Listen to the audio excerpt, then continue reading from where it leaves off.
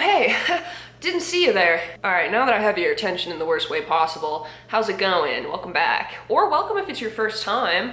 Happy to have you here. Special hello to anyone that owns a Christmas blanket and currently has it out despite it being summer. A special hello to anyone who has been to a furry convention. I have not partaken, but hey, kudos to you. And a special hello, I like to look around to try to jog my memory. That makes it sound like I have a fursuit, I don't. No offense to the furries. And a special hello to anyone who has watched The Lord of the Rings recently. I'm looking at my golem Build-A-Bear, sitting up there, looking beautiful as ever. Today we're doing Not How Women Work, or Not How Girls Work. It's called one of those on subreddit, on Reddit. Let's get into it.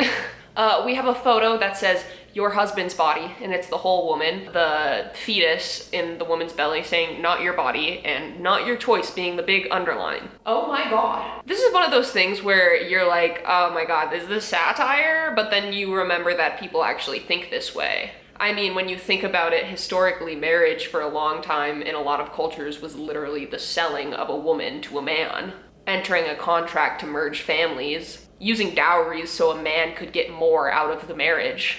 And it's disgusting. Women are people. This just in. Women are people. Oh my God, shocking. It's so funny because you'll see people be like, what rights do women not have? Ugh, women are treated equally. Feminism has gone too far. And yet you have people not only posting things like this, but states in the US and countries all over the world, honestly, who literally treat women like this still. The fact that a woman doesn't have a choice to her own body is fucking insane in the big year of 2025.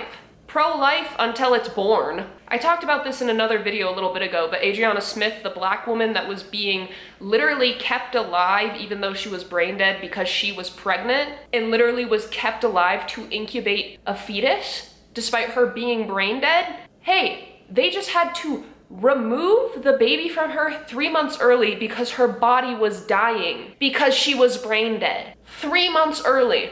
Used her as a human incubator. And now that woman is taken off life support and dead. Fucking disgusting excuses for human beings doing this to somebody. Letting a baby be born of a decaying body because of abortion laws. Fucking disgraceful. If men aren't entitled to relationships, then women aren't entitled to safety, freedom, birth control, abortions, protection, empathy, medical care, happiness, tax benefits, or even being alive. Bestie, what? Men aren't entitled to relationships. You can't force somebody to want to be with you, or to be with you in general. Then women aren't entitled to safety. Safety from who? From men. Men are the ones who statistically commit the most crimes, statistically commit the most DV, statistically assault people the most. You're saying, oh, no protection for women from you, and from people who think like you. And aren't entitled to freedom that women would have if it weren't for who? Men. If it weren't for what? The patriarchy. And people will sit here and be like, oh my God, look at this crazy liberal going off about feminism when women don't have all the same fucking rights that men do. Oh my God, how woke of me. I think that people should view women as people. Crazy thought, I know, insane. Aren't entitled to birth control? Why not? Like, why would you try to restrict something that helps people? Whatever, I can't do this. A woman's intuition is never wrong. Way too many single mothers for this to be true. I mean, Skeletor ain't wrong, LOL. Oh my God, look. Men blaming women once again for being single mothers. I feel like women wouldn't be single mothers if it wasn't for men walking out. Ooh. Not ready for that conversation though, huh? The fact that there's a whole fucking like culture around, oh, dad left for milk, or the expectation that a man watching his kids is like, oh my God, look at him spending time with his kids. Oh, like men, we expect the bare fucking minimum from them in society when it comes to children, and it's sad. It is genuinely and truly sad how little that is expected from them. And that's not to say that there aren't single dads and there's not dads who love their kids and show up for them consistently, but it's the fact that as a society, the bare minimum is expected because we're just so used to them not showing up, yet people will still blame the mom for not having the intuition to figure that out first. It's almost like when you trust someone, you trust them. Crazy thought that when you convince somebody that they can trust you and then they trust you and then you break that trust, it's not on them, it's on you for breaking that trust. You don't need to ask consent for any touch if you are in a relationship. I don't know if you guys ever been with a live person or you from another planet. You live together, obviously had sex, and you will not ask for consent for every touch. No one does that, stop being ridiculous. Consent still has to exist within relationships, and it is true that consent can look different for people that are in relationships because at this point you've hopefully had talks about what's okay. You've hopefully have an understanding of what each other are okay with and you've set those boundaries. However, that doesn't mean you can just expect it to be fine. There's a reason that you can be arrested for rape in marriage. There's a reason that we had to pass these laws, which by the way, were passed very recently because once again, women aren't seen as people. You cannot just expect that. You still have to consent.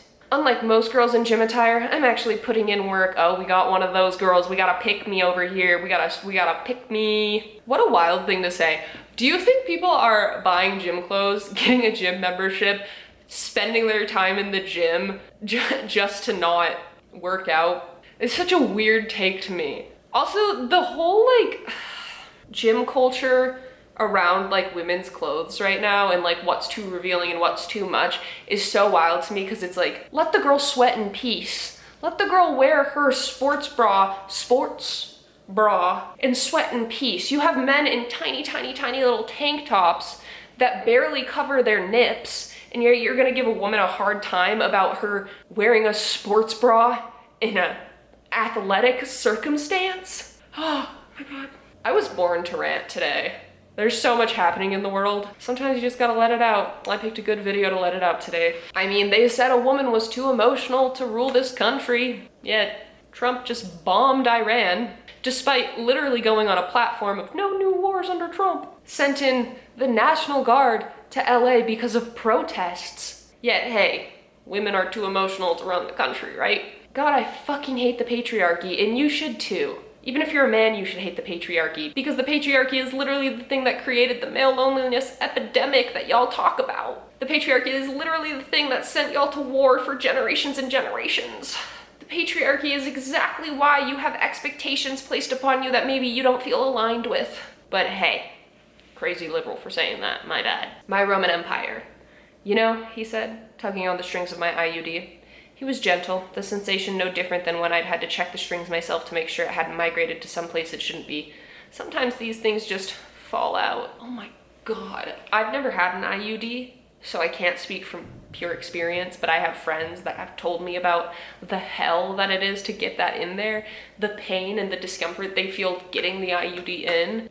And the fact that, by the way, they're supposed to last for I think 7 years. It's not supposed to just fall out. It can be yanked out. It can be pulled out, not comfortably, not easily, but that can happen. But also the way he's talking about gently tugging on it. Also, ew. Also, is this like a breeding kink or like a pregnancy kink? Is that the whole point that they're getting at? Because like, sometimes these things just fall out, like he's talking about the IUD. This is her without makeup, definitely mid, and it's a picture of Margot Robbie, one of the most stunning people, objectively so pretty. And here's the thing, everybody's allowed to have different types and different feelings about things, but to call Margot Robbie mid is to commit sin. Are you kidding me? Let's take a look at Nick. Let's get a zoom in. Oh, Nick. Oh, Nick. You look like the kind of guy that's gonna end up buying Sydney Sweeney's soap, and that's gonna be your lover for the rest of your life, is that hole in that soap. Ooh, hey, at least you'll finally wash part of your body. Chess players on our night off. Something tells me that not a single one of you actually knows how to play chess. Oh yeah, because women looking confident and looking hot and having a night out means that they can't be intelligent, that they can't have hobbies, that they can't do something that you don't expect that person to do. Like, just say that you can't handle a baddie. Just say you can't handle an intelligent baddie. I don't think any of them know how to play chess. Hey, some people who have more quote-unquote nerdy hobbies do shower. I play a lot of Magic the Gathering, but guess what? I still shower. I still can get dressed nice. I'll still have a good night out. It doesn't mean that I don't go home and play Magic the Gathering for way too long. I saw a response to this tweet from someone pointing out that all of these women are top global chess players, including masters and grandmasters, which shows how much that random Twitter guy knows. I think the lowest rated person in this photo is still in the high 90s percentile-wise for chess. At least 3 of the people in this photo are well known that I would expect anyone under 40 who plays chess to know who they are. Hell, I am only a casual observer of chess and I can identify almost everyone in this photo. The reason this comment got so much traction is because it's stupendously dumb. This is a photo of a bunch of very strong women's players after a chess tournament. No shit, they play chess. The lowest rated person in this photo is like 99.8 percentile or something like that. I'm a bit lower rated than her on chess.com and I'm 99.6 percentile. So not only are these women hot, they're so hot that you said, there's no way they can be good at chess, but they're also good at chess. Oh, we got a 1-star Yelp review. I just recently started coming to this location for the cute goth girl who works here. Turns out she's a total bitch. Ignored me for an hour even though I was standing by the register the entire time. She blew off every attempt to try and get to know about her to possibly ask if she would like to be taken out on a date. I ended up having to buy something I didn't even want to get her to have a conversation with me, and then felt like I was being rushed out the door. She needs to work on being more attentive to people who are trying to be nice to her and not just giving all her attention to people buying something right then and there. What do you think a store is? What do you think the point of a store is? What do you think the point of a worker in a store is? It's to sell you the product, not have a conversation with you. There are very few customer service jobs that I can think of where they would sit there and talk to you for more than an hour, and that would be like an expectation. Maybe if you're a bartender and it's a slow night at the bar, like yeah, sometimes you're supposed to conversate for tips. But if you're at an H&M, the point is lay down the shirt, let them scan it, you leave. If you're at a fast food place, you walk up, you ask for what you want, they cook it, they give it to you, you leave. That is the expectation of most customer service, is not an hour-long conversation so you can be a creep and then ask her out. It's so you buy something and leave. Also, I'm a firm believer that it's weird to ask somebody out while they're on a shift. Now, this isn't to say that it can't happen. You know, some people you catch a vibe with, and if there's a vibe and everybody's vibing and is flirting and things are flowing, let the person that's working have the chance to ask you out. Like when you work customer service, part of your job is to be nice to the customer, not have an hour-long conversation with them. Let me get that clear. Let's not go back to what he said. You're just supposed to be generally nice, right? That doesn't mean you just ask them out. That doesn't mean that they're willing to have an hour-long conversation with you. They're literally paid to be there. They are trapped in that setting for the next 8 hours of their life. And you're gonna use that to try to get with them? That's weird. That's just weird to me. Sleeping, actual sleeping, not the conjugal act, with a woman, in my opinion, is effeminate and homosexual in nature. Separate beds is more chaste and straight. You can't be serious, right? A bit hyperbolic, but 100% serious. Oh my god.